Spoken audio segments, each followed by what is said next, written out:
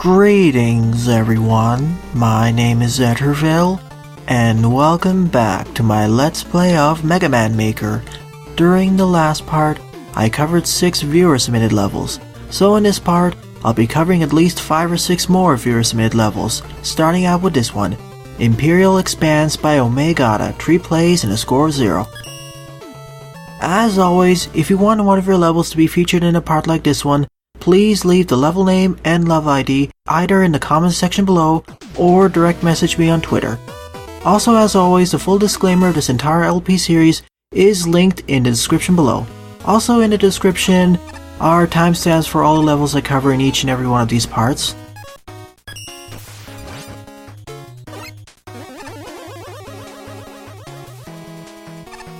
Immediately introduce the spikes here. This is going to be a fortress after all. At least we have a whole hearty arsenal of special weaponry to utilize, to make this a bit easier.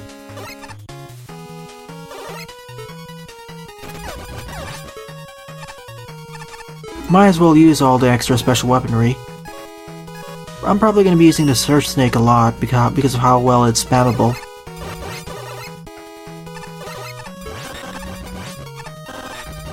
Of course, it's not really that good on these longer gaps, though. Still, it's effective enough. Oh,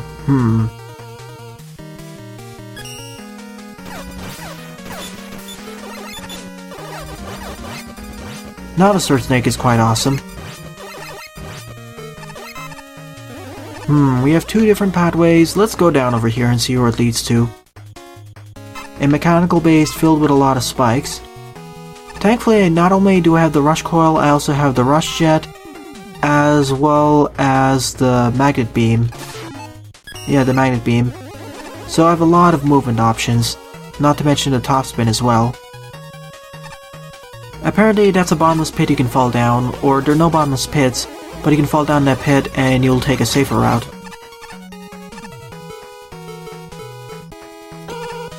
I'd rather just ignore you, hothead.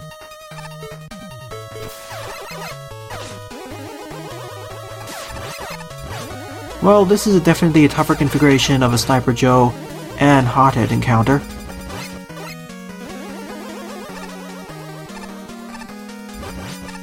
I guess there's another bottomless pit over here. No, actually. This is an alternate route this time.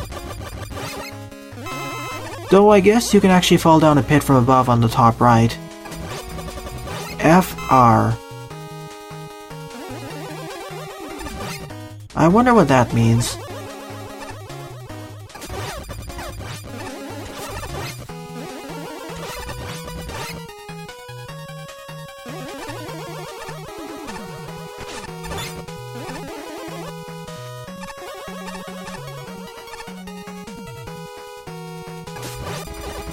I guess that led to an alternate route and we're taking a lower route instead.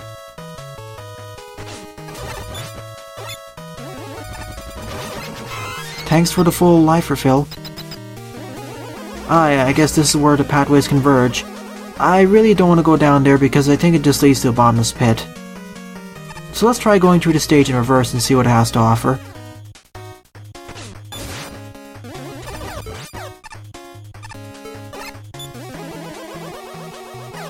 Oh, and there's the nearby checkpoint, which I will utilize. I wonder why there was no checkpoint down over there. Well, I guess it's because it's an easier route.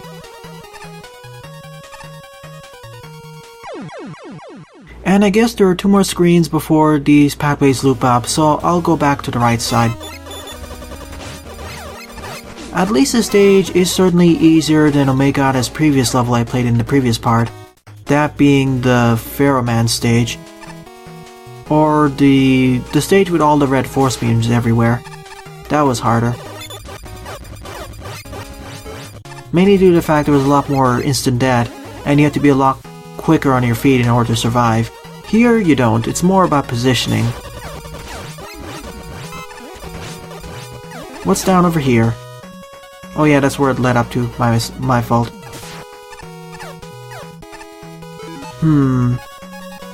Let's just rush it over all of this. I really don't want to face all of these tough enemies, Though I'm really thankful the author gave me access to using stuff like the rush in order to skip these challenges. It seems that this stage has two main routes. We can either go on the upper route, which has the more forest environment, or we can enter the base by taking the lower route. Fine with me. I always approve having more options. And if you take this route, which forces you to utilize special weaponry, we get an access to an E-tank. It's one way though. This is a rather expansive base.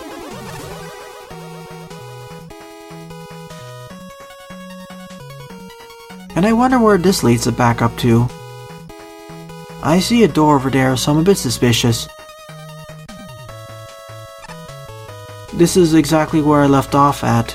I thought that that ladder would just lead to a bottomless pit, but no, it actually leads to another area. Well, that's neat. This time, I'm gonna take the upper route.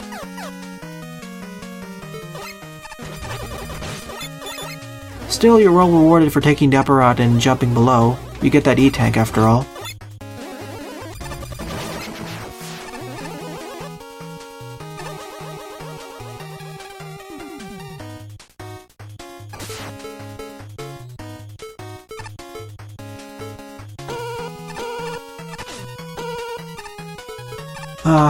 Still, I mispositioned all of these. Once you get the hang of it, it's pretty useful. Especially because you can activate just as you jump above.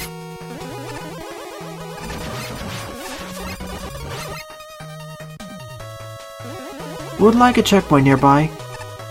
Ah, I see, this is the drawbridge leading into the base. Not taking any chances there, just for safety. Good place for a checkpoint, and I guess this is where the two routes loop up with each other and apparently this is an alternate route. Hide.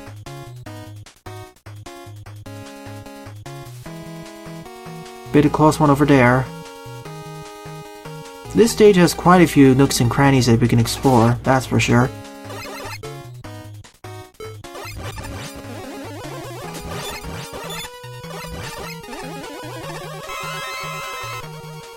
Which I do approve of. I'd say this is one of Omegada's more expansive stages so far.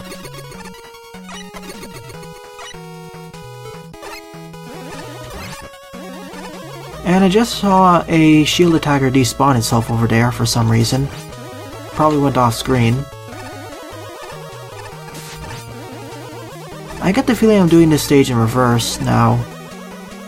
But we'll see soon enough why, if any, or if this is rather an alternate route. And yes, I was going reverse, of course. Let's enter the base from the upper route and see where it leads to. And now we're exiting it because we're taking the bridge.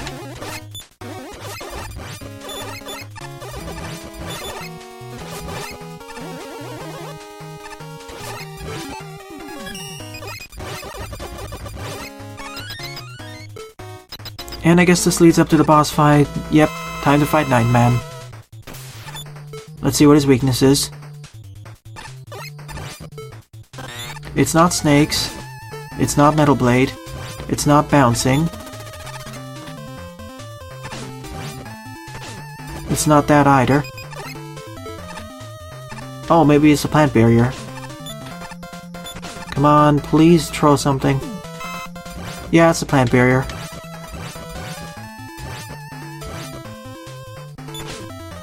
Come on, throw your shield, throw your mace at me, please. There we go.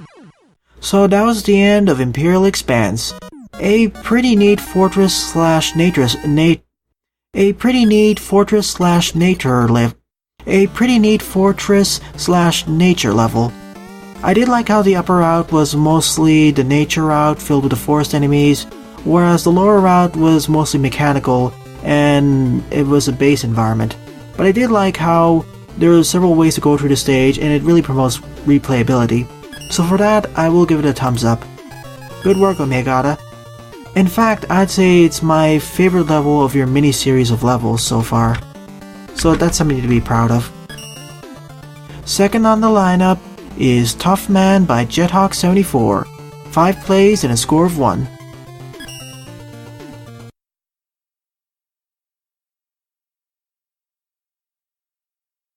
And judging by their previous levels, this is going to be a longer one. It seems that it's going to be even longer than Fly Woman's stage was. Let's hope it isn't as congested or overfilled with ideas like Druid Woman was. And we have Hard Man, and once again we have all these special weaponry to utilize. Let's use Oil Slider for a change, and pierce through everything. Just gotta be a bit careful here. And now I guess we're entering the mining facility.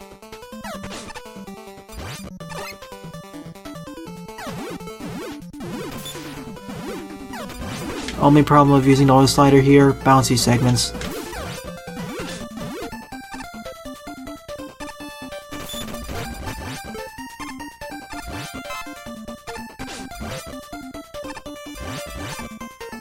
So far so good. We entered from the outside using the Oil Slider, and now we're in the mining facility. At least that's what I think. And now I realize that Tough Man or Tough is a synonym for Hard Man, so of course it makes sense that he's the boss fight for this stage. If anything, Tough Man could be Hard Man's cousin or brother.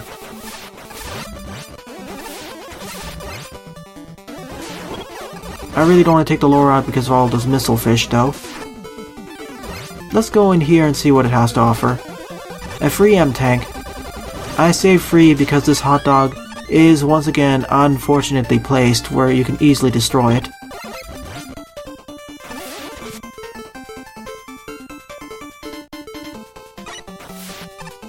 Sorry, I really don't trust this jump.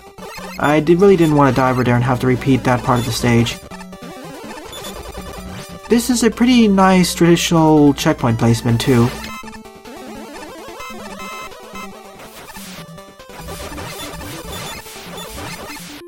And I see a key over here, so it's been in my best interest to keep the key. And see where I need it to open a door or something.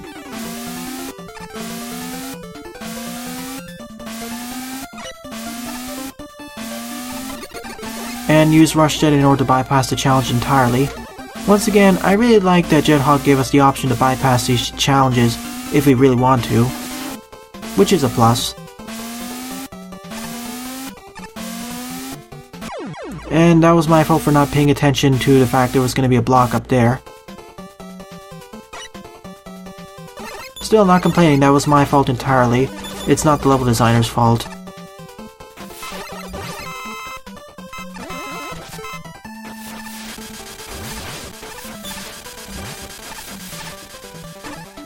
Let's try this again.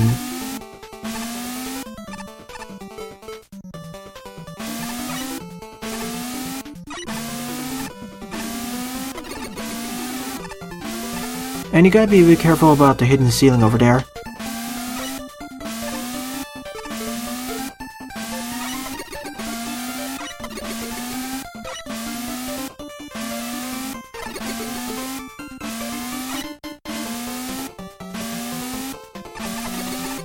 I need to time it a bit better over there. As such, and oh my goodness, I forgot about the low ceiling over there. I thought I was gonna die. Oh, I see. By collecting the key, we can get that free E-Tank. Although the key is so easy to get, I don't know why we needed that anyway. Bit of forced weapon usage there because you can't hit those blocks from below. Or from above using the charge shot. I see, you can also use a brick drop in order to make these challenges a little bit easier.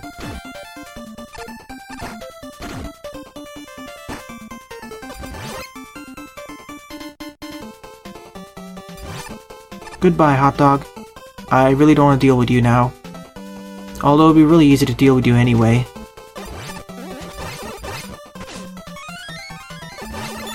I mean, I only took 1 point of damage there, so it's well worth it. And the leaf shield makes minced meat out of those Hammer Joes. Whoa. How did I not die to that spike over there? It just seems so anomalous. I thought I hit it right over there. Well, I'm not complaining, it was well in my favor. A bit of spring jumping challenges over there if you really want to. Or if you don't, just use Rush Jet.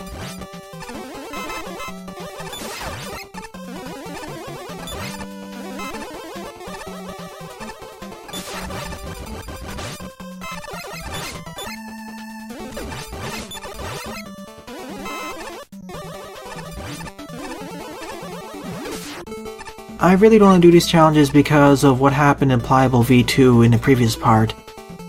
I've gotten really hesitant to play these spring challenges, especially with how difficult it was. Once again, I'm really thankful that the level author gave us the option to skip these challenges if we really want to, just like in the Mega Man Classic games, where if you had the correct special weaponry, you can make a whole bunch of challenges a lot easier. And this level follows suit in that design methodology.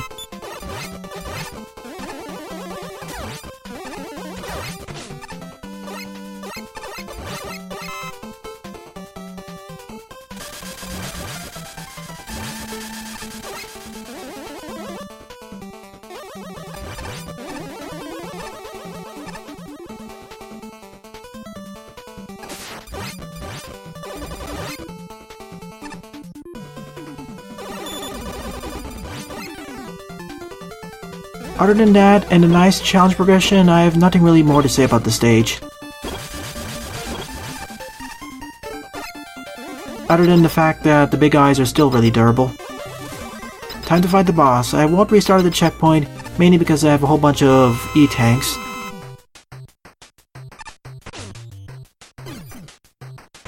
That glitched out a little bit.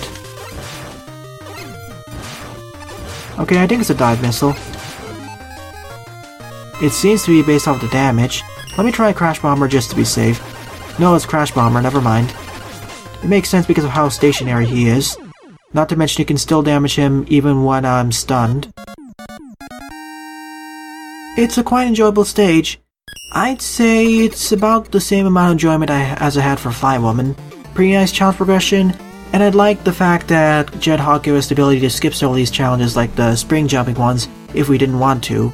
But at the very least, there was a steady difficulty progression, and for the most part, you can complete it buster only. Although there was that one segment with the junk blocks, which you couldn't destroy unless you use a special weapon, so you may want to fix that, unless you intended this to be like a fortress level.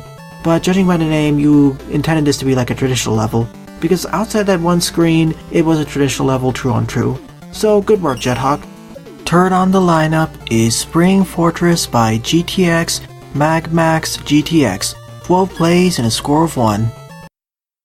Let's hope that the spring gimmicks won't be too punishing.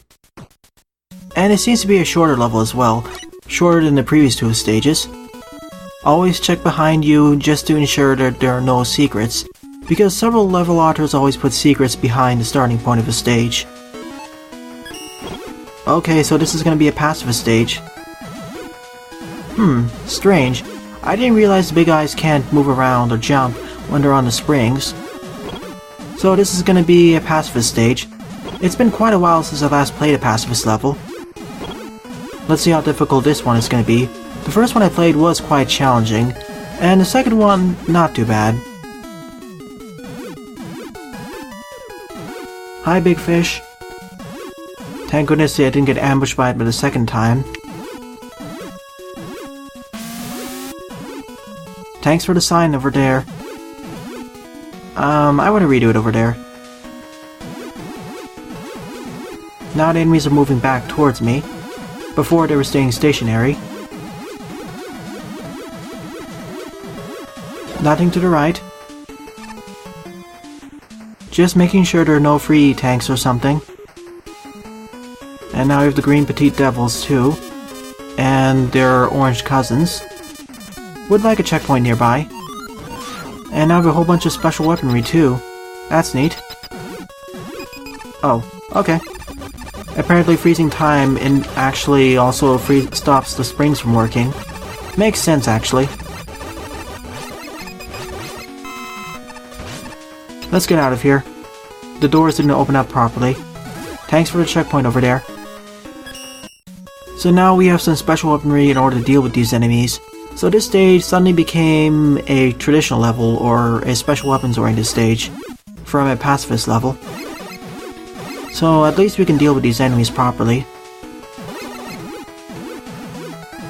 Or not if we really want to. Oh, Sniper Joes. Damage boosting. Oh no, flying shells. Probably the respawning variety. Of course, the respawning variety. And in each one of these rooms, they always seem to have some of the presses at the end to slow us down.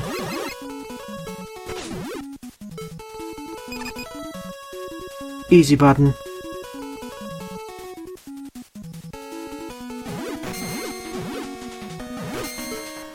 Really would like an E-tank or another checkpoint, but I guess this will do. Somehow I dodged that barrage. Thanks for the checkpoint. Checkpoint placement is fine. And the stage is gradually getting more difficult because enemies actually are firing back at me this time. In the first pacifist part of the stage, the enemies were only melee focused, thankfully.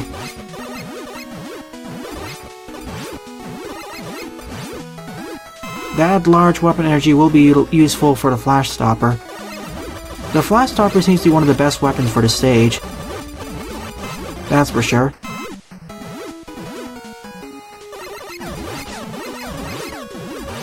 Really, this stage is well showcasing how the different enemy types interact with the springs.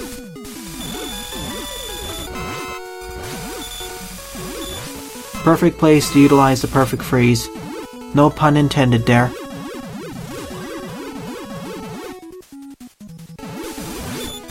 Now the crab bots.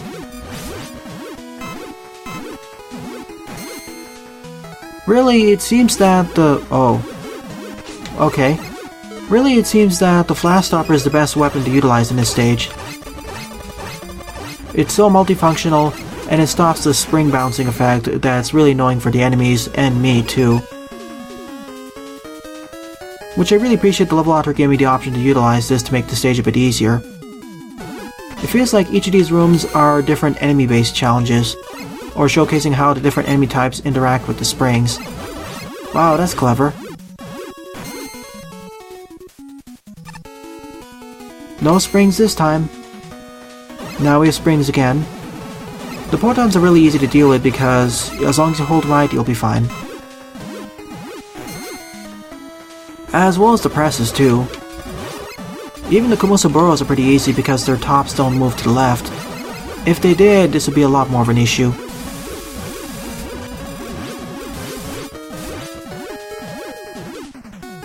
This stage certainly lives up to its title of being the Spring Fortress. And honestly, I would say this is actually my favorite level to part, more so for its fun gimmick. Tied with the previous stage being Tough Man. Tough Man for being a traditional Mega Man level, this one for being a nice fun gimmick-based stage. Showcasing how each and every enemy type interacts with the bounciness. It seems that this stage is going to be utilizing every single enemy type, judging by the fact we've seen so many rooms filled with their own individual enemies. Thankfully, the individual enemy types aren't being recombined with other ones, otherwise certain ones would be a lot more of a pain. I mean, we have the same general room type repeated, where we have a press at the right side of the room, and usually one or more enemies of the same family.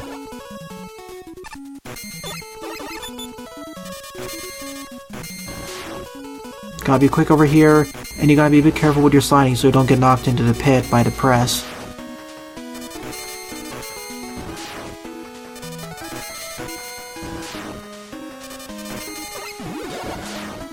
I guess this is the end of the stage. Hope there's a checkpoint nearby. Really enjoyed it. Good work, GTX-MAGMAX-GTX.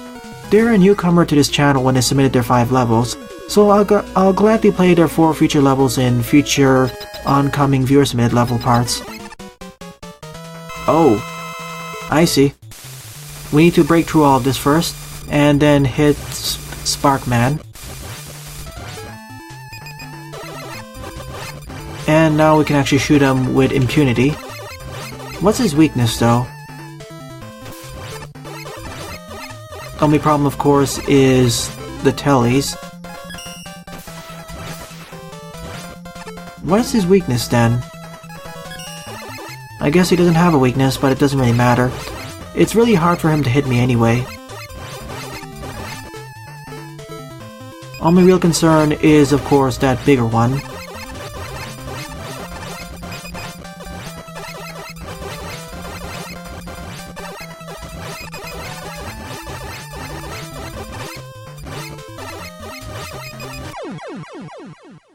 And this was actually a pretty fun boss fight. First you need to break through all of the barricades, then you can start wailing on Sparkman himself. Of course you can use the perfect freeze to make it easier like I did, but you can do it buster only. In fact, all of this stage, even though it's a gimmick oriented stage, you can do it buster only if you really want to, although it's a lot more challenging. And you have the flash stopper as a backup in case you repeatedly die or find some segments really hard. This stage had a pretty simple premise, and one room titles was repeated a lot, as I already outlined. But still, it was really enjoyable. Fourth on the lineup is Metals Turbines by Omegada, 6th place and a score of -1. This is the first of the boss rush levels submitted to me by Omegada for their Series 1 levels. There are 4 of them in total, and I wonder why this got a score of -1. We'll see. Whole bunch of special weapons, of course. I guess this is going to be the fortress stages.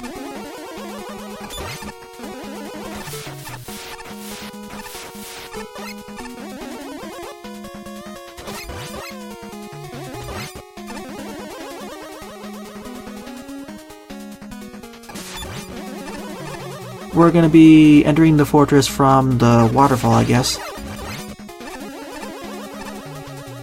I'm also basing this off the fact that the stage team is the Wily Tree, or rather the Wily 1 Fortress team from Mega Man 3.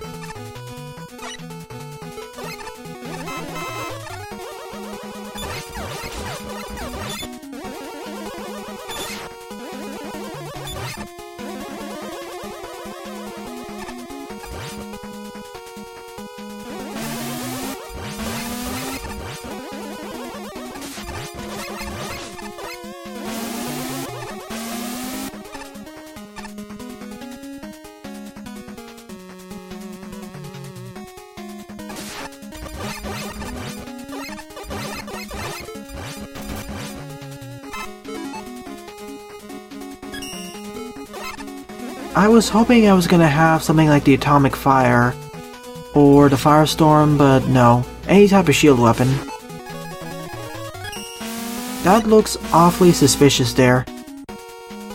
And their Yoko blocks as well. And my suspicions held true. We get a free AM tank.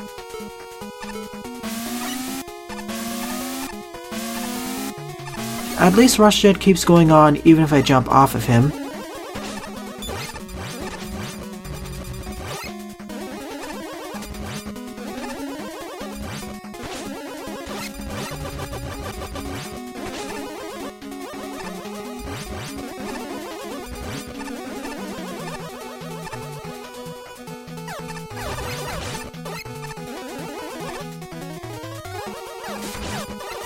It says go in that teleporter, but I don't trust it. Yep, I was right. There's a secret. I just wonder what my reward for this will be, if any.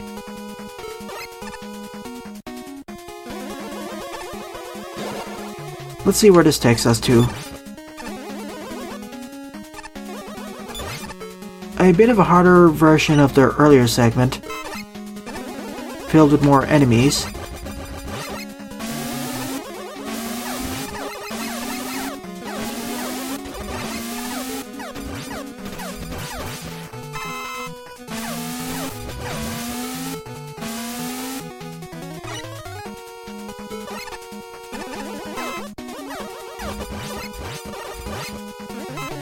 Really, I have nothing more to say about this stage other than the fact it feels like a fortress level. And the checkpoint placement seems fine to me. It also seems to have a whole bunch of alternate pathways, similar to Omegada's previous level, Imperial Expanse.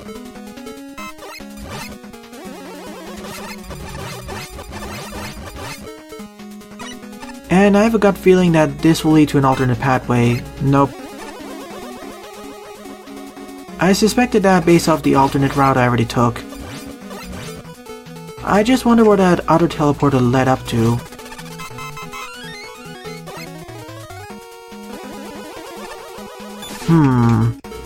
I get the feeling that the lower route leads to something, but I don't want to risk it. I suppose we're underneath the base now, in this watery cavern. Filled with these big fish enemies.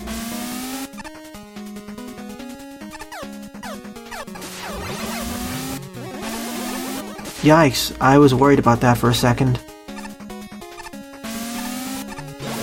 Let's go into the right teleporter and not listen to what the arrow's telling us to do. I get the feeling we'll reap better rewards by doing so. Or maybe this is the harder route by taking the non-suggested arrow. That makes sense.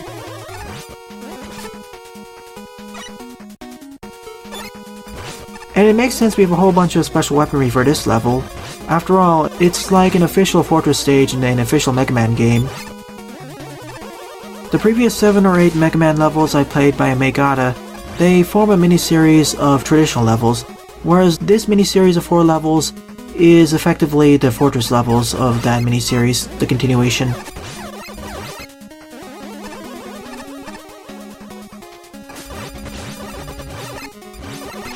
And I'm tanking everything.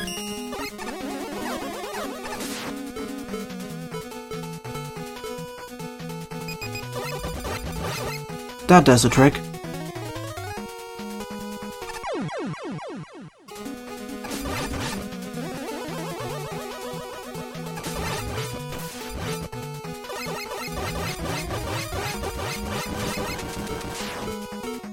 Apparently what happened off screen, or last time when I died, effectively the hot dog was spawning in, but because I froze time, it hadn't appeared, so I ended up taking a whole bunch of contact damage and dying.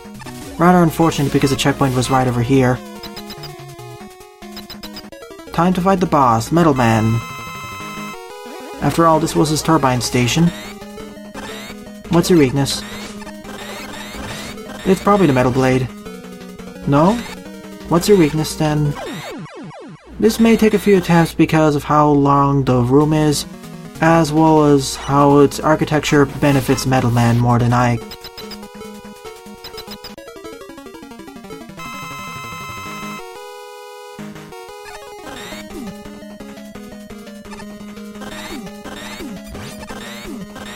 It does just neutralize him completely. Immune to that. Let's see.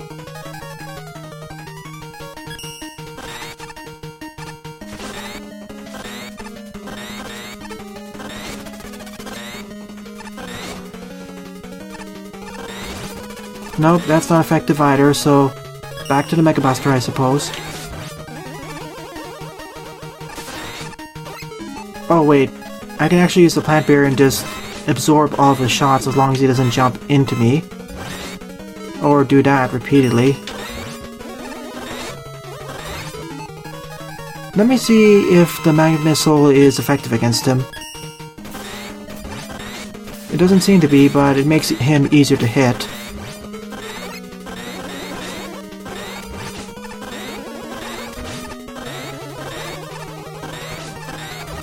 One more should do him in. So that was the end of Metal's Turbines, the first of the 4 fortress levels in Omegada's mini-series of levels. I liked it. I just wonder what each of the routes leads up to. Though it felt kinda bland for the first half, but the second half it was fine. Though a little bit more on the enemy-based challenge side because of all the enemies. Fifth and final level of this part is Pharoah's Labyrinth, also by Omegada. 16th place and a score of -1. Let's see how this second fortress level fares.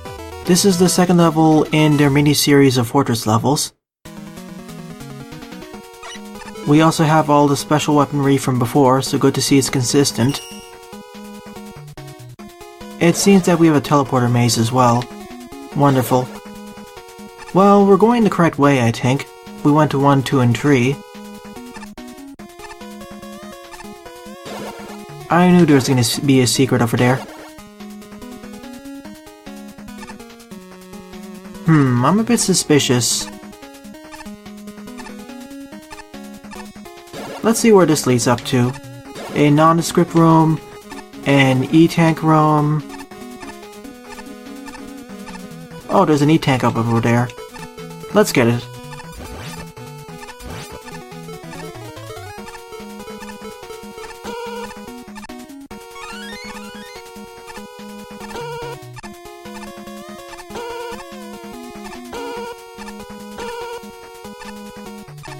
I had the feeling there was going to be something secret up over there.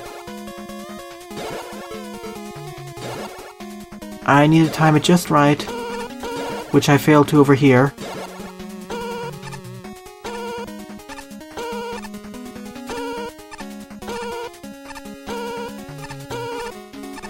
Alright, into the right teleporter will lead to an M-tank.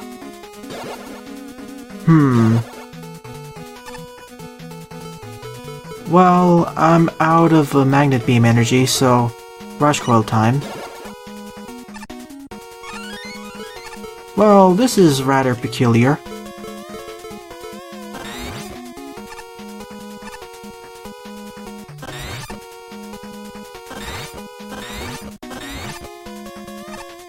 Not what I intended to do over there. Because I get the feeling I'm trying to make a staircase up over here because I think there's a teleporter.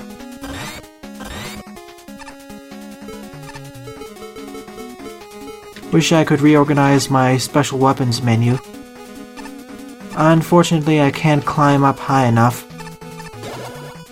Guess I'll need to backtrack. Wait a minute, I actually can. Never mind, what am I saying? I have an M-tank after all.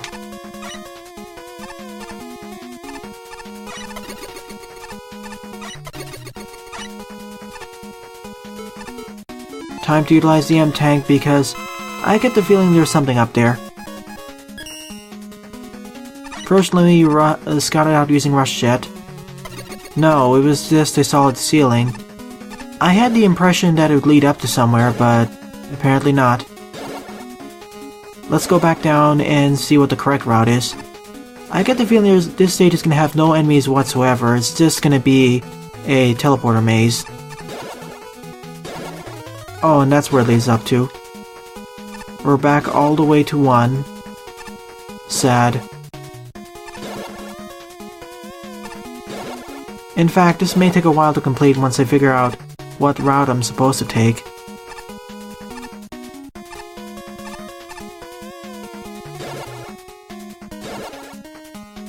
That led to nowhere. If I can only figure out where 5 is, that would be wonderful.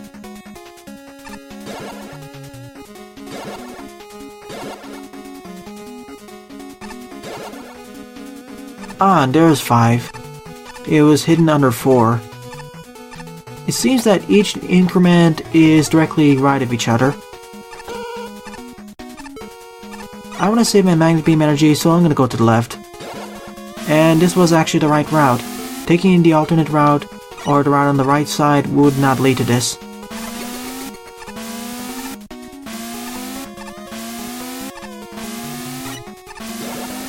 It seems going off the beaten path or the intended pathway is the correct option.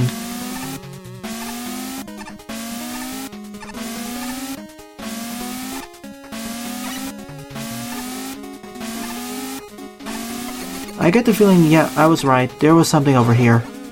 And it leads all the way up to 8 and we got a checkpoint. So I guess we finished the maze. Yes, we did. This was certainly a lot shorter level compared to the previous one. But it forced you to memorize a maze and understand spatial reasoning, so I guess it makes sense why it was shorter. If you understand the stage, exactly where to go, this is a cinch. If you don't, it may take a while.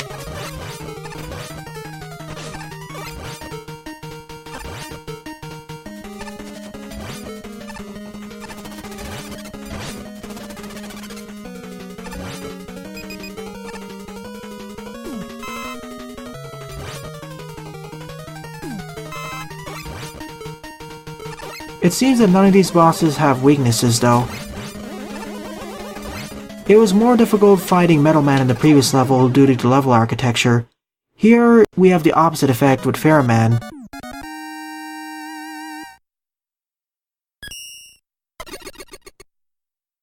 Compared to the previous level, this was a puzzle-oriented stage that focused on your spatial reasoning and understanding where each of the teleporters led up to, although it was a bit complicated by the fact that some teleporters were one way. But honestly, I would have liked if the rooms had more visual distinctness, so I can't give this a thumbs up. It was fun for me, sure, but I expect it to be a lot more frustrating for players who don't remember the pathways or teleporters. I was a bit lucky with my choices. Also, for the latter teleporters falling 4, 5, 6, etc., taking the teleporter that was further away was the correct option. So overall, out of all the levels I played in this part, my favorite one would be Spring Fortress, with an honorable mention going to Tough Man. So in the next part, I'll be covering a few more viewer submitted levels. Well then, thanks for watching and have a nice day. Toodles!